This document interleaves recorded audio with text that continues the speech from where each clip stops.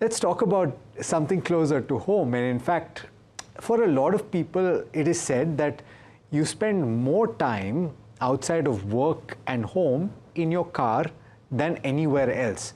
And it is true in cities like Mumbai, especially if you have to commute one way 45 minutes to an hour. So the question is, how do you go about and buy a car if it is your intention to do so? Should you buy it on loan or should you buy it outright? What are the advantages? If you're a professional, should you use the purchase of the car to set off against your earnings and utilize the tax laws in your favor? How should you do that? To talk about all of that and more, I'm joined in studio today by Abhishek Mehta, who's a chartered accountant and who is the founder of Investza Capital.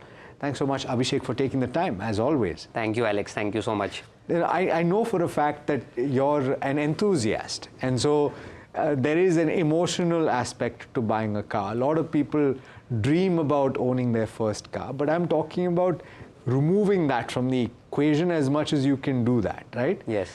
There is a reason, even when it comes to your finances, when you would want to buy a car, if you were spending more than a certain amount of money, and I asked you whether you could come up with that figure in a city like Mumbai. Were you able to? So, see, even if you take a basic car of about 8 to 10 lakhs, the EMI of such car and the maintenance and everything will cost you at least 10 to 15,000 rupees a month. So, you need to weigh that if you're spending that much amount of money on transportation in a month's time, and whether even after buying a car, you will go by the car or by the public transport. So, you have to weigh your cost and benefit analysis before going and purchasing into the car. And depends on the car. You've taken a 10 lakh car, but Yes. I think a lot of people generally go maybe a little bit more. 15 to 20 lakhs in a basic. So, and then you divide it per month, and you also have to account for the health, for the insurance, for the motor Yes. insurance. The higher you go, the more you're paying. So the insurance is there, the maintenance is there. Yeah. Nowadays, there's a parking cost. Everywhere you go, it's not as easy as it was earlier. Then driving is not easy. Yeah. You know, especially in metro cities, you have to be really careful. A lot of time I see I have not made the mistake, somebody else comes and dent my car.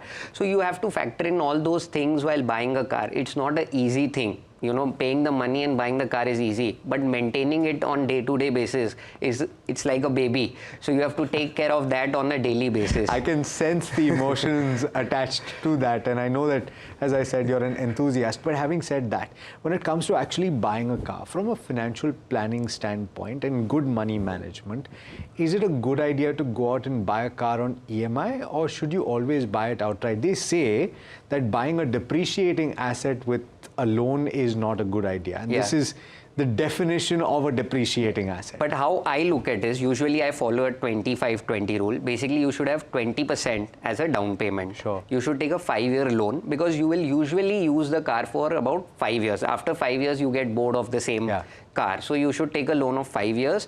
And your EMI should be 20%, max 20% of your income. 10 to 15 or probably max on the higher side. If you will use the car really rigorously, you can go up to 20%. This way, what I usually do is every 5 years I change my car. So once I've paid my 20% down payment, I've paid the 5 years EMI, I sell the car, I have the down payment money coming in, I can go and buy another car. So you have to buy a car with the sense that I will use this car for 5 years. Also, what happens is, I don't want to use my past money, what I have saved, for my future benefits. So usually every month I'm earning, every month I'm using the car. So from that earning only, I would like to expense out the car's EMI. So my philosophy is that you should definitely take a loan. See, some loans are good. Your house loan is good, your car loan is good, your education loan is good. So probably you can easily go for a car loan. Second benefit what a car loan gives is, suppose I have taken 10 lakh rupees car loan. If I keep that money into mutual funds or equities or anything, that money will easily double it, in 5 years. 5 to 7 years, 5 to 7 years, they will double it. But if I take a 10 lakh car loan, I pay for 5 years, I'm going to pay 12 lakh 40,000 rupees. So I will get more money if I invest that 10 lakhs wisely into other asset classes like bonds or mutual funds or equities, even gold for a matter. Sure. Because there's a cash flow difference as well. But your car loan is much cheaper as compared to your, investing. It's cheaper than, it is cheaper than investing. If you're paying what now at this moment, what 9-10%? 8.5-9% if you go to a PSU bank. 9%. Yes. Okay, and you're getting, 12 to 14% you would say are the 5-year returns for equity markets. So that makes sense. Okay, so it's a strong argument to make. Yes. If you have a business or if you're a professional, then you can also have the advantage of setting off the expense of buying a car as part of your expenses. Yes. How does that work? What is the tax law? So obviously buying a car for somebody who's working, like not on a salary, who's working on themselves, like business, profession, it's better for them because they can use it, they can show it in income tax as a business purpose vehicle. One thing is they can claim depreciation on the car, 15% per year. Oh. Okay, if you buy an EV car, you can claim accelerated depreciation of 40% per year. Wow. Okay, second thing, whatever insurance you are paying, you can claim them as expense. Whatever petrol you are petrol or other things you are paying for the maintenance and all, you can also claim them as expenses. So you will easily save almost 30-40% of your money while buying a car. So explain this to somebody who is watching for the first time and does not understand tax, right? So I'm with an example. So if you say that a 20 lakh car, yes, okay, you can claim the entire 20 lakh in the first year? No, you can claim 15% of 20 lakhs, which will be about 3 lakhs. Sure. So you will easily save ₹1 lakh tax by buying a car every year because of the depreciation. Secondly, whatever loan you take and the interest you are paying, interest also can be claimed as an expense. Okay. So if I have taken a loan at 9% rate, sure, my effective tax rate, after if I consider somebody as the highest slab rate of 30%, my effective tax rate, interest rate will be 6.5%. Sure, because you're removing that 30% from, okay, so that makes sense. So there is a significant benefit. Yes. Is there a rule of thumb that you should follow with regard to the type of car that you buy? Because the tendency for a motorhead, for somebody who is an enthusiast, is to maybe push the envelope a little bit. Yes. So I think for the first time buyers, better if you buy a second-hand car. Second-hand car comes at a very reduced price, and also because you are learning on the first time, so you are more accident prone. So better you go for a second-hand car in your first car, and then probably you can keep on upgrading your car every 3 years or 5 years with how you are learning to drive. That would be a better thing to do rather than just going and jumping. And mostly people should not buy if they are only going to use it on Sundays. If you are, keeping your car Monday to Friday at your home and just going to use it on a Sunday and you are buying a luxury car, then it will not be of any benefit until and unless you have a lot of surplus money. If you're taking it on EMI, you're paying interest, loan, everything, and then you're just using it on a Sunday, then I don't recommend that you should buy. And there's the other thing, speaking of luxury cars, a lot of people during COVID-19 got some bargain deals, right? Yes. But they found out very quickly after that the maintenance, the cost of insurance, everything else was making it unaffordable. So don't go out and buy a second-hand car that you can't afford to maintain. And as you go higher, like if you go for a bigger and bigger car, your maintenance cost increases. Yeah. I think a BMW Merc easily costs you about 1.5 lakh a year to have the basic maintenance of the car done, and then changing the brake oil, brake pads, everything costs a lot in luxury cars. Yeah, and the paint costs quite a bit as Yes. well. In a city like Mumbai, that's something to bear in mind. But having said that, what about buying a second car? Because often you have two people commuting in the family, and space is a constraint. But assuming that you have the ability to have a second car, what should decide? The same factors? I think more or less the same factors. Second-hand car comes at a very depreciated price. Sure. Once if I bought a car for 20 lakhs, after 5 years it would sell for around like 7-8 lakhs. So you can get it at a very cheaper price. Even if you take a car, like I've seen factory cars being sold at 30-40% depreciation, which are used hardly by these Mercedes, BMWs and all. So those cars make a lot of sense as compared to going and just purchasing a new car from the showroom. I have a counter argument to what you had said at the start. Yes. You said your philosophy is to take a car on EMI. Yes. Now, suppose I have done that for my first car. Yes. But I have decided that 5 to 7 years down the line, I will buy another car. Yes. And I know that I will likely spend X amount of money. I will likely spend more than I did on the first car, right? Because I want to move up in the world. What if I set aside a certain amount of money every month towards that goal? So see, if you are going to sell this car and purchase a new car, then you really don't need to save it. Like usually what I do is I sell my current car, I get some money. On the depreciated value, no? On the depreciated, that helps me to do the down payment of the other car. Because you need just 20-25%. Even if you go and buy a 50 lakh car, you will just need 10 lakh rupees to do the down payment.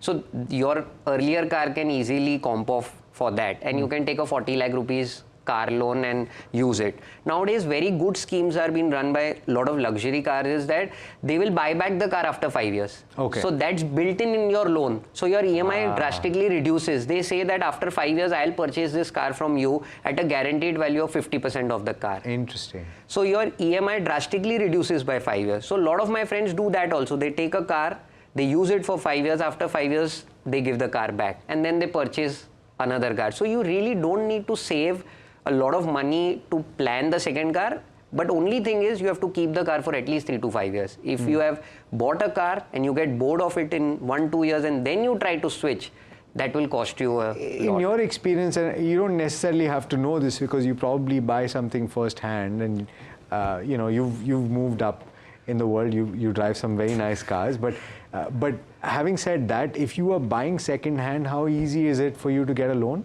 Very easy. I think probably in a day's time, most of these banks, have pre-approved loan schemes going on. So you get it at 8.5%. I took a car loan and the car loan was disbursed in 30 minutes. Oh. At 6:30, I booked the car and probably by 7:30, the amount was disbursed. So buying a car is very easy, and on the loan also, it's very easy because there's not too much hassle. The car RC book has to be, the name has to be changed and it has to be hypothecated. So taking a car loan is pretty easy. In fact, in metros, I have also seen people taking bikes, Activas at 1,000, 2,000 rupees EMIs and easily then communicating. That makes things very good for India, for the communication.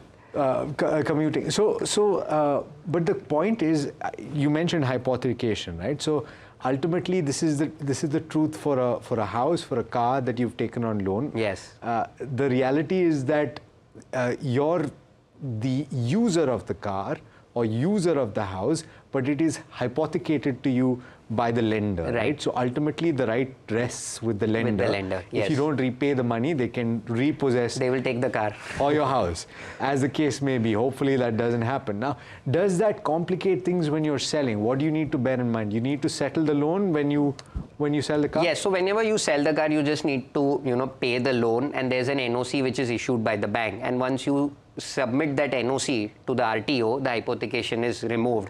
Most of things have got online now. You don't need to go anywhere. The NOC comes, you just need to upload it on the RTO website and the hypothecation is removed because of the online systems. So it is not at all complicated, in today's scenario to take a loan or even to close. Only one thing to bear in mind is always check before taking the loan, is there any prepayment charges? So if you will prepay the car loan, then they will take 1%, 2%, 3% on prepayment. So always make sure that whenever you're taking a car, there's no prepayment clause, or at least for the first, after 12 months or 15 months, there should not be any prepayment charges. Always 20% as a down payment, or should you, if you can possibly pay more, pay more? I don't think so we should pay more. There are better avenues, like if you are taking a loan at 8.5%, you can easily earn a better amount of money on that money. Even if you put in some good bonds, 8-11% can be earned. Gold will give you 10-12%. Equities will give you 14-15%. And you are taking a car for 5 years, 6 years, not 1-2 years. So probably reduce the down payment and keep your investments and liquidity in place. Also, what happens is, I don't like to, withdraw my liquidity is, if something bad happens, suppose there is a 6 months time period, I can always go back to that money and, use it for 6 months and then again start the EMI paying easily. So I don't want to, hit my liquidity ever. Last question, Abhishek. I know that you drive internal combustion cars. Yes. And very interestingly, at a recent event, NDTV event, we had a very famous owner of a very large industrialist who has a lot of cars. And he says, what are these electric vehicles? They're like toy cars. But then the fact is that the cost per unit when you buy an electric vehicle is actually significantly cheaper, yes. right? So have you at all done the math ever? So I had bought a EV car. Oh, you had? Yes, but then I sold it. There's a lot of hassle. You should only buy an EV car, according to me, if your A point and B point is fixed. Okay. Okay. If your A point and B point is not fixed and daily it's changing, you should not buy an EV car.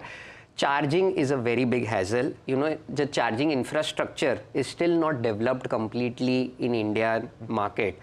Secondly, what happens is, if I'm, a usual Indian drives about 10,000 kilometers in a year. Right. You, me, any individual, if somebody doesn't have a factory and going every day to the factory, is driving about 10,000 kilometers a year. 10,000 kilometers, even if at a 10 average of a petrol or a diesel, is 1,000 liters. How much will 1,000 liter cost you even if the unit price is 2 rupees, even if the unit price is 5 rupees, or even if the unit price is petrol 10 rupee? It is not a bigger chunk. I have seen people spending 3-4 lakhs extra to buy from petrol to diesel, but that 3-4 lakhs is never recovered back. Yeah. Because you are petrol, just driving... Petrol to EV, you mean? Petrol to diesel also. Okay. Even diesel cars are more expensive than petrol. But if you are driving 10,000 kilometers, your average consumption is per year is 1,000 liter. If my per unit price is 10 rupees or 12 rupees, that 2 rupee difference is not making too much sense. There you go. So that is why these numbers make a lot of sense to talk about in person. I appreciate that you've taken the time. Thanks so much for joining in. Thank you so much. All right. Well, let us know what you think about those arguments. Very strong arguments being made by Abhishek. But of course, you might have a different opinion. Let us know in the comment section and tell us what you think. Do you have an EV? What's your experience like? In the meanwhile, there's lots more that is lined up over the course of the day on NDTV Profit, and I'd encourage you to stay tuned.